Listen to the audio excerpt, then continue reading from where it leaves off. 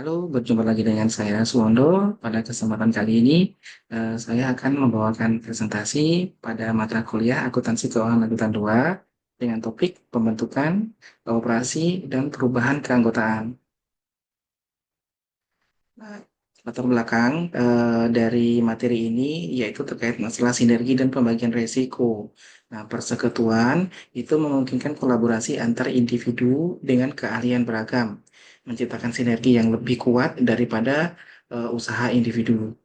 Kemudian ada pembagian modal dan tanggung jawab mendistribusikan risiko usaha, mengurangi beban masing-masing sekutu. Fondasi hukum dan operasional yang kuat, yaitu pemahaman prinsip persekutuan, hak dan kewajiban sekutu, serta akta pendirian yang jelas, meminimalkan potensi konflik dan menjaga stabilitas. Kemudian ada kepatuhan terhadap peraturan perundang-undangan, pembukuan yang baik, dan manajemen perusahaan keanggotaan adalah kunci kelangsungan usaha. Pokok pembahasan yang akan saya bahas pada kesempatan kali ini yaitu yang pertama, bagaimana tahapan dan persyaratan dalam proses pembentukan persekutuan yang efektif dan sesuai dengan ketentuan hukum yang berlaku. Kemudian, bagaimana operasional persekutuan dijalankan, termasuk pengelolaan, pembagian keuntungan dan kerugian. Kemudian ada bagaimana perubahan keanggotaan baik melalui pemasukan sekutu baru, pengunduran diri sekutu maupun pembubaran persekutuan. Nah, pembentukan persekutuan sendiri itu secara umum dapat diartikan sebagai suatu bentuk kerjasama antara dua orang atau lebih untuk mencapai tujuan bersama, terutama dalam bidang bisnis. Nah, menurut Kitab Undang-Undang Hukum Perdata, itu persekutuan diatur dalam pasal 1618 hingga pasal 1652. Nah, definisi formalnya itu menekankan pada perjanjian di mana dua orang atau lebih mengikatkan diri untuk memasukkan sesuatu ke dalam persekutuan dengan maksud untuk membagi keuntungan yang diperoleh karenanya. Nah, para ahli hukum dan bisnis juga memberikan definisi yang beragam, tetapi pada dasarnya menekankan pada unsur kerjasama, kontribusi modal atau keahlian, dan pembagian keuntungan atau kerugian. Persekutuan adalah bentuk badan usaha di mana dua orang atau lebih bekerja sama untuk menjalankan bisnis dan berbagi keuntungan serta kerugian. Nah, jenis-jenis persekutuan sendiri itu ada tiga. Yang pertama adalah persekutuan perdata. Nah, ini adalah merupakan bentuk persekutuan yang paling dasar diatur dalam KUH Perdata. Para sekutu itu bertanggung jawab secara pribadi atas kewajiban persekutuan. Biasanya digunakan untuk usaha-usaha kecil atau profesi bersama, seperti kantor hukum atau praktik dokter. Selanjutnya ada persekutuan firma. Nah, persekutuan firma itu merupakan bentuk persekutuan yang menjalankan usaha atas nama bersama. Nah, semua sekutu memiliki tanggung jawab tidak terbatas atas utang perusahaan. Firma sering digunakan dalam bahasa perdagangan atau industri. Nah, terus kemudian ada jenis persekutuan komanditer. Nah, jenis persekutuan yang ini itu memiliki dua jenis lagi. Yang pertama adalah sekutu aktif, itu atau komplementer yang menjalankan usaha dan bertanggung jawab tidak terbatas. Dan sekutu pasif, itu komanditer, itu yang hanya menyetor modal dan bertanggung jawab sebatas modal yang disetorkan. Nah, jenis persekutuan ini itu memberikan fleksibilitas dalam hal modal dan pengelolaan dan sering digunakan dalam usaha perdagangan, industri, atau jasa. Selanjutnya yaitu syarat-syarat dalam pembentukan persekutuan. Nah, yaitu ada kesepakatan antara para pihak tertuang dalam akta pendirian. Nah, pembentukan persekutuan itu didasarkan pada kesepakatan sukarela antara para pihak yang ingin bergabung. Kesepakatan ini itu dituangkan dalam akta pendirian yang merupakan dokumen hukum yang mengatur hak dan kewajiban para sekutu.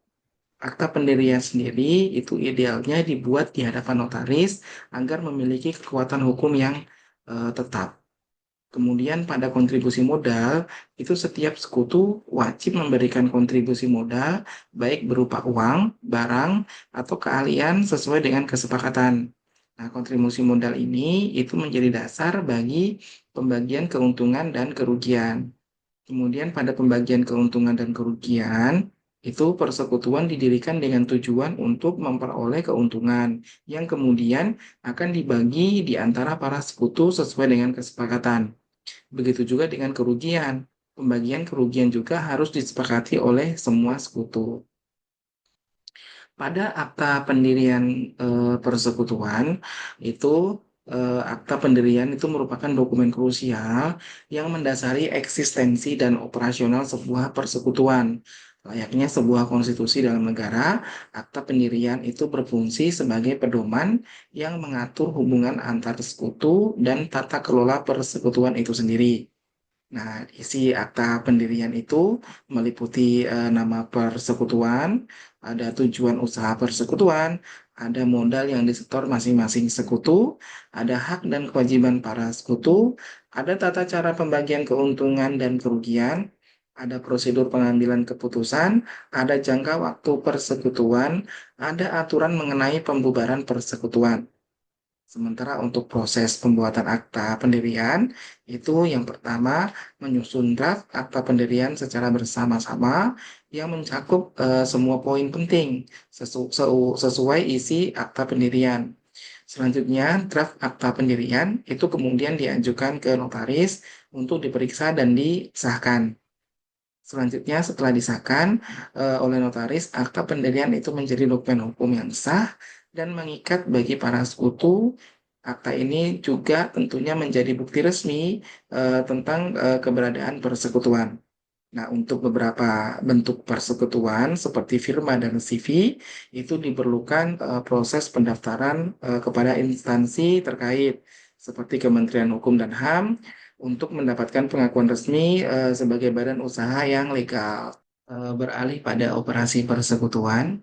Nah, dalam operasi persekutuan yang dilakukan antara lain adalah pengelolaan persekutuan, pembukuan dan laporan keuangan, serta pembagian keuntungan dan kerugian. Pada tahap pengelolaan persekutuan, hak dan kewajiban para sekutu itu meliputi setiap sekutu memiliki hak, yaitu dalam hal keuntungan, suara, informasi keuangan, dan kewajiban yang terdiri dari modal, partisipasi, dan utang sesuai akta pendirian. Kemudian pengelolaan efektif bergantung pada tanggung jawab sekutu. Selanjutnya, pada saat pengambilan keputusan, itu idealnya dilakukan secara musyawarah dan mufakat. Nah, akta pendirian itu mengatur prosedur pengambilan suara atau perselisihan. Selanjutnya pula ada aturan yang jelas dan penting untuk mengatasi perbedaan pendapat. Kemudian ada pembagian tugas dan tanggung jawab. Nah, pembagian proporsional berdasarkan keahlian dan minat dan menghindari tumpang tindih dan memastikan pengelolaan yang optimal. Pada tahap pembukuan dan laporan keuangan, yaitu ada pencatatan transaksi keuangan. Nah, pencatatan itu harus dilakukan secara sistematis dan akurat, kemudian memudahkan penyusunan laporan keuangan dan keputusan bisnis. Kemudian pencatatan keuangan itu harus dilakukan dengan baik, adalah dasar kesehatan keuangan. Nah, kemudian ada penyusunan laporan keuangan. Nah, laporan harus dilakukan secara berkala. Kemudian ada penyusunan laporan keuangan. Nah, laporan itu harus dilakukan secara berkala, seperti laba rugi, laporan neraca, dan perubahan modal, sesuai standar akuntansi, dan dilakukan sesuai dengan standar akuntansi. Nah, teori yang berhubungan itu ada teori entitas, yaitu persekutuan terpisah dari pemilik, dan teori ekuitas pemilik, yaitu modal sekutu adalah hak atas aset persekutuan.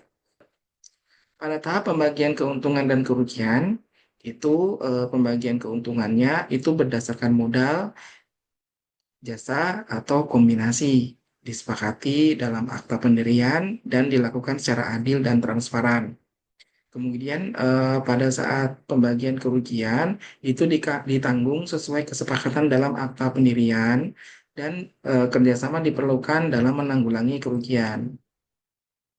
Sebagai contoh soalnya, yaitu misalkan persekutuan ABC itu memiliki modal masing-masing sekutu sebagai berikut. di mana PTA itu menyetor modal sebesar 100 juta, PTB itu menyetor modal sebesar 200 juta, dan PTC itu menyetor modal sebesar 300 juta. Jika laba bersih persekutuan adalah 60 juta, hitunglah pembagian laba untuk masing-masing sekutu. Nah, dari sini penyelesaiannya adalah kita harus menghitung total modal yang terkumpul dari PT A, B, dan C, di mana PT A 100 juta, PT B 200 juta, dan PT C 300 juta, sehingga total modal yang terkumpul adalah 600 juta.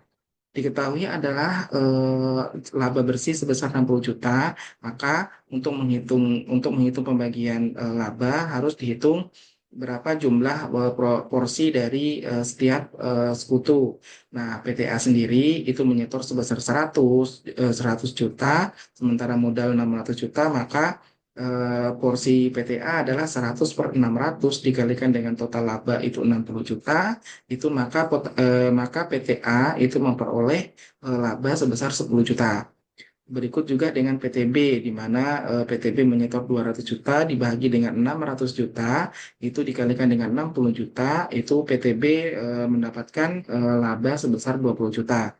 PTC pun sama, di mana PTC itu menyetor laba sebesar 300 juta, itu dibagi dengan 600 juta, dan dikalikan dengan 60 juta, total laba sama dengan 30 juta.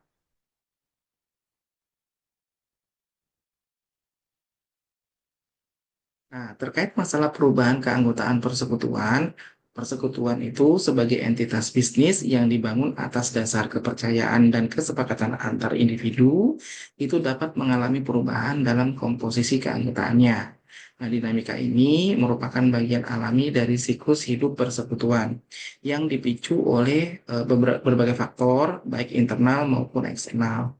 Perubahan keanggotaan itu menghadirkan konsekuensi yang signifikan terhadap kelangsungan usaha, pembagian keuntungan, serta stabilitas persekutuan secara keseluruhan.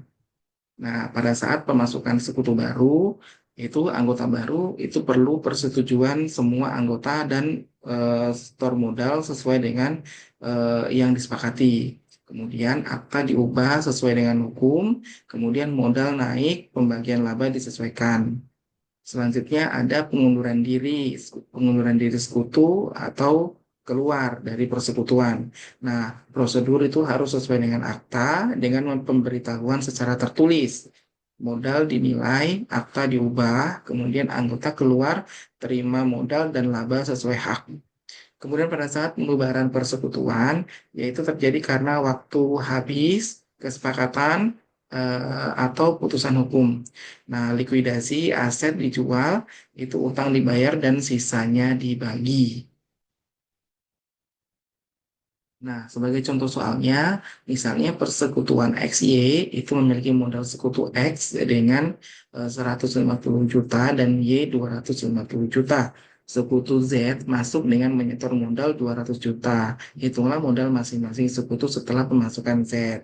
Nah, penyelesaiannya yaitu total modalnya yaitu adalah 150 juta ditambah 250 juta ditambah 200 juta, maka total modal adalah 600 juta. Maka modal masing-masing sekutu adalah untuk X yaitu 150 juta, untuk Y itu 250 juta, dan untuk Z adalah 200 juta. Sekian pemaparan dari saya, semoga bermanfaat. Saya akhiri. Assalamualaikum warahmatullahi wabarakatuh.